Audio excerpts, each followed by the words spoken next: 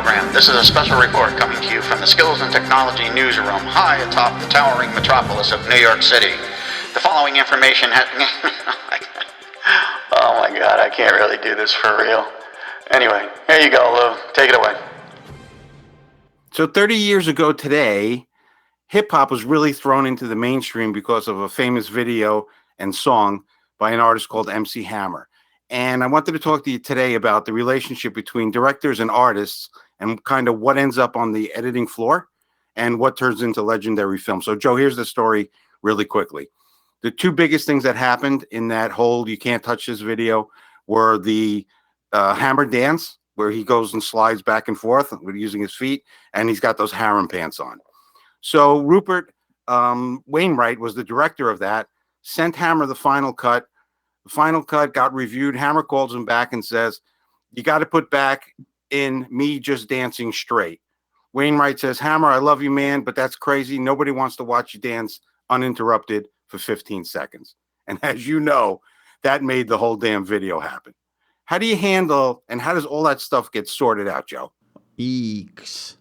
There are no rules. Again, really? Yeah. We did a soundbite not too long ago about gut instincts. Yep. And there's no way to predict it.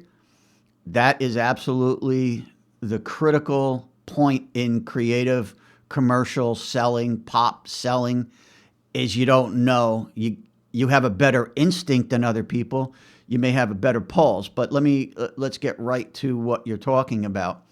And that role of director, artist, producer, artist, manager, artist, and take artist out and let's change that to creative. There's always some, the Pope and the Sistine Chapel. Right. There's always some art director, whether it's the Pope or whether it's some Hollywood anybody. It doesn't matter. There's always going to have my vision versus your vision.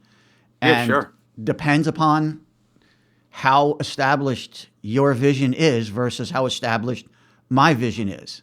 All right, some people are unwilling to shift from their vision. And Hammer's video became legendary and it definitely established a point in the history of music videos. But I can tell you firsthand, there's maybe, I know of 3-4 dozen really high-profile videos I worked on that never even made it because nobody cared. Really? And it goes back to the same thing. Some of them were the creative drove it to be a particular way. Sometimes the producer drove it to be a particular way. But in either case, it never worked. So the genius is after it works. Hammer time. Hammer time. After it works. Thanks, man. And I appreciate the honesty on there is no rule. Sometimes stuff just has to happen, right? Oh, absolutely. Oh, and by the way, that date that you were talking about is January 13th, 2020.